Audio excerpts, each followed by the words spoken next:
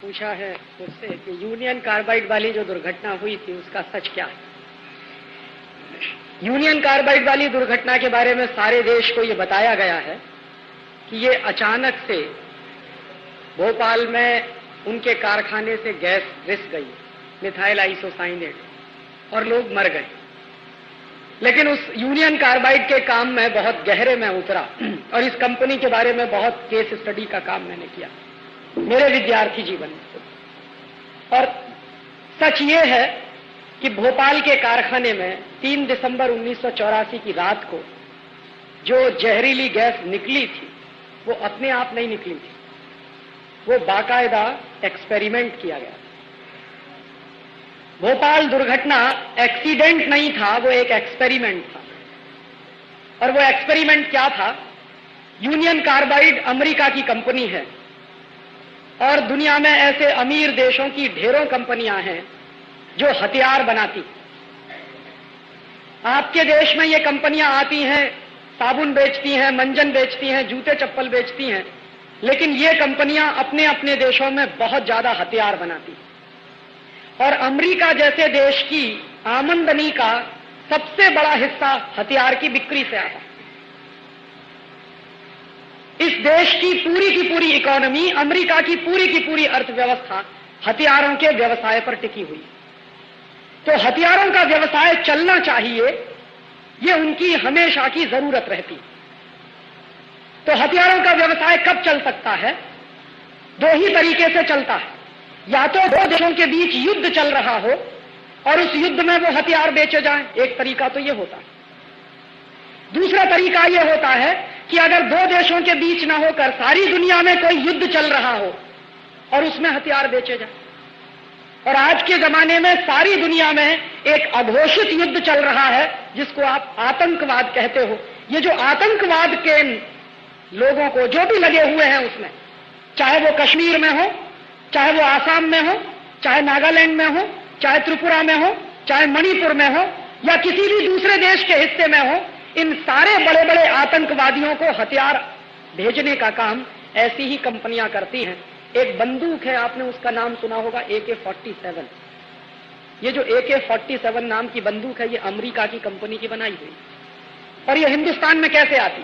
पहले अमेरिका की कंपनियां उसको चीन में बेचती, चीन उसको पाकिस्तान को देता और पाकिस्तान के माध्यम से फिर हिंदुस्तान में आती। और हर साल अमेरिका और यूरोप के बहुत सारे देश लाखों करोड़ रुपए का हथियारों का व्यवसाय करते हैं। और हथियार 2 तरह के होते हैं। एक तो वो हथियार होते हैं जो बंदूक की तरह के हैं, तो गोला बारूद की तरह के हैं। लेकिन आज की दुनिया में कुछ खतरनाक किस्म के भी हथियार बनते हैं जिनको हम केमिकल बम कहते हैं। और ये जो केमिकल बम होते हैं, वो केमिकल बम तोप के गोले से कुछ भिन्न तरह के होते हैं। उनमें जहरीली गैसें भरी जाती और वो जहरीली गैसें जब बम फटता है तो पूरे वातावरण में फैल जाती हैं और वो वातावरण में जो भी आदमी सूंघेगा उस गैस को वो मर जाता है।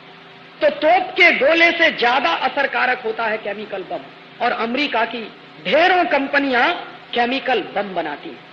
और उन केमिकल बम को बनाने के लिए 2-3 जहरीली गैसें इस्तेमाल होती हैं।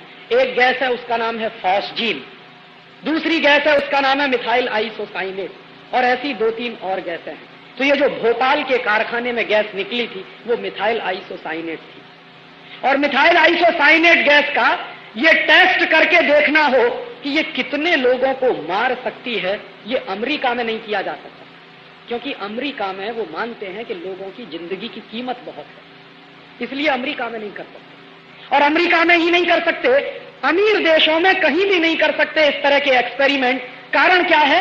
कारण उसका एक सीधा साधा है कि उनके पर्यावरण के कानून बहुत सख्त हैं और सरकारों ने कुछ ऐसी व्यवस्थाएं बनाई हैं कि वहां के लोगों की हत्या नहीं होनी चाहिए कोई भी एक्सपेरिमेंट करने। तो ऐसी कंपनियां ऐसे प्रयोग करने के लिए, जहरीली गैसों के प्रयोग करने के लिए हिंदुस्तान जैसे देशों को तलाशते। और यही हुआ था भोपाल। मिथाइल आइसोसाइनेट गैस निकली और एक रात में 10,000 लोग मर गए। और पिछले 12 साल में 5 लाख से ज्यादा लोग बुरी तरह से प्रभावित हुए। अभी भी मौत का तांडव चलता है भोपाल में, अभी भी लोग मरते हैं उस जहरीली गैस के असर से। वो उन्होंने बाकायदा खूबसूरत प्रयोग करके देखा और इसी प्रयोग के बाद फिर अमेरिका की फौजों ने और यूरोप के देशों की फौजों ने केमिकल बम गिराए इराक के ऊपर जब खाड़ी युद्ध हुआ। खाड़ी युद्ध में वही गैसों के जहरीले बम, वही केमिकल बम उन्होंने गिराए और उनको बराबर उसके परिणाम मिले। लेकिन बम गिराने से पहले के जो प्रयोग किए गए वो हिंदुस्तान जैसों में, ब्राजील जैसे देशों, चिली और कोस्टारिका जैसे देशों, कोलंबिया जैसे देशों, ऐसे गरीब देशों में जहां की सरकारें बिकाऊ होती हैं, वहां पर इस तरह के एक्सपेरिमेंट किए जाते हैं। तो ये जो भोपाल में जो कुछ हुआ था वो ऐसे ही दुर्घटना नहीं, वो हिंदुस्तान के लोगों पर किया गया एक्सपेरिमेंट है। और ये एक्सपेरिमेंट आगे और बढ़ेंगे। ऐसे ढेरों एक्सपेरिमेंट किए जा रहे हैं। एक विदेशी कंपनी आई है, हिंदुस्तान में दवा बेचती है और वो दवा दुनिया के किसी भी देश में नहीं बिकती। अभी तक उस दवा के ऊपर कोई क्लिनिकल टेस्ट नहीं किया गया, कोई क्लिनिकल ट्रायल नहीं किया गया है, लेकिन यहां के लोगों के ऊपर उस दवा का क्लिनिकल टेस्ट और क्लिनिकल ट्रायल हो रहा है। उस दवा का नाम है नॉरप्लांट, बहनों के ऊपर हो रहा है। ये दिल्ली में चल रहा है और दिल्ली के सारे डॉक्टर जानते हैं कि इस दवा का क्लिनिकल टेस्ट कहीं हुआ नहीं है, उसको हिंदुस्तान में भेजा गया। और ऐसी एक नहीं, शायद आप लिस्ट बनाइए तो सैकड़ों दवाएं हैं जिनको दुनिया के तमाम देशों में जहर घोषित किया है, वो हिंदुस्तान में धड़ल्ले से बेचती और ऐसी कंपनियां लेके आती। ब्रिटेन में नहीं चलती, ऐसी तकनीकों को लाके हिंदुस्तान में डंप कर रहे हैं। और आपको मैं बताऊं, ये जो बंबई है ना, और बंबई के बाजू में पूरा गुजरात है, मैं आज आपसे ये कह रहा हूं कि अभी तो एक भोपाल बना है हिंदुस्तान में, गुजरात में तो 50 से ज्यादा ऐसी बन सकते हैं। आपको मालूम है इस भोपाल, इस गुजरात की कहानी क्या है? ये गुजरात एक जमाने में कृषि प्रधान प्रदेश था, आज पूरा का पूरा प्रदेश केमिकल इंडस्ट्री वाला प्रदेश बन गया। मैं जब भी बड़ौदा से गुजरता हूं, जब भी भरूच और अंकलेश्वर से मेरी ट्रेन गुजरती है, सिर में चक्कर आने लगता है। बड़ौदा के लोग मुझसे बताते हैं, मैं जाता हूं बड़ौदा, पानी वहां का जहरीला हो गया, जमीन के नीचे से निकलने वाला पानी जहरीला हो गया। और ऐसे 60 से ज्यादा प्रोजेक्ट गुजरात में चल रहे हैं। वो जो टेक्नोलॉजी आई है विदेशों से, वो दुनिया के सारे देशों में रद्द कर दी गई है, बैन कर दी गई है। वो टेक्नोलॉजी गुजरात में लाई गई है, तमाम जगहों पर उसके कारखाने चल रहे हैं और पर्यावरण का प्रदूषण ही नहीं बढ़ रहा, लोगों के मौत की तैयारी हो रही है। किसी भी दिन आपको पता चलेगा कि दूसरा भोपाल कहीं बड़ौदा में बनेगा या बड़ौदा के आसपास बनेगा। और एक बार बच चुका है, बड़ौदा के पास जो बड़ा प्रोजेक्ट है केमिकल टेक्नोलॉजी वाला, एक बार उसमें ऐसी दुर्घटना हुई है। भगवान की कुछ ऐसी कृपा थी कि उस दिन हवा जो थी वो बड़ौदा से बाहर की तरफ बह रही थी। अगर हवा बड़ौदा शहर के अंदर की तरफ बह रही होती तो बड़ौदा नहीं रहता। इतने खतरनाक प्रोजेक्ट इस देश में आए और ये सब टेक्नोलॉजी के नाम पे लाए गए। और ऐसे जगह जगह विनाश के कारखाने खड़े किए जा रहे हैं और ये सारी की सारी केमिकल इंडस्ट्री वहां से बंद की जा रही है, यूरोप के देशों से, अमेरिका के देशों से, और उसको हमारे यहाँ लाके लगा रहे हैं।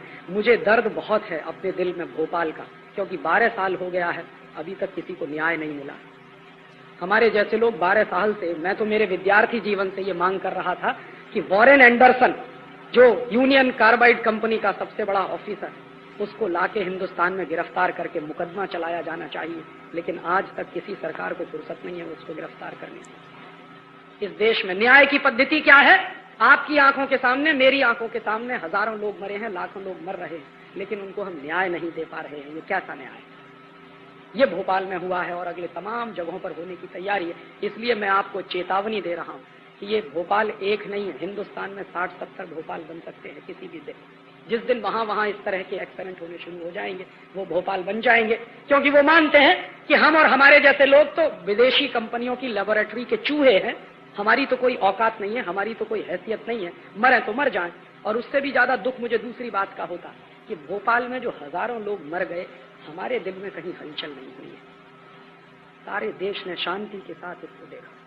सरकार बिक जाती है, समझ में आता है, कोर्ट कुछ नहीं करता, समझ में आता है, लेकिन देश के लोग इतने मरे हुए हैं कि मेरा भाई मर गया, मेरे पड़ोसी मर गए, लेकिन हमारी आंखों का पानी भी नहीं उतरा। जानते हैं ये क्यों हुआ?